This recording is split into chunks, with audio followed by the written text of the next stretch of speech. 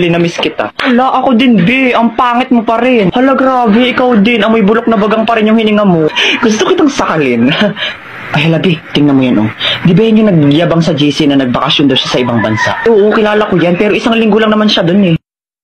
Hey, you two. What you are see? Ano daw? Oh, sorry, I forgot myself. You two don't understanding what to say to me because your English is disappear. Binahihilo ako. Kailangan ako makasapak ng bobo. Nga lang akong bahala.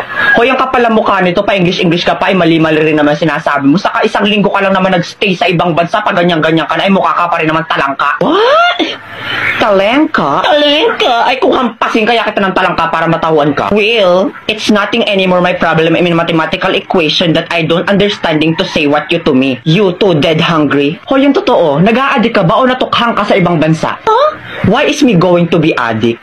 Don't you know that I'm smarter than the teacher of international in the Philippines? Like, duh, my average is 99.99% of germs. Matalino ka?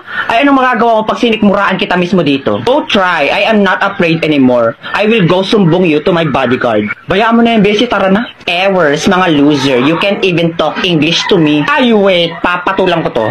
You little bulwak na inidoro, you're making me irritate to the functionality of my brain that can sampal you little bigger booger that the size of your booger is 200% km/h with bacteria. Now B, it's your turn. Let me be the one to finish these cockroaches. Yeah, period. Galing mo talaga.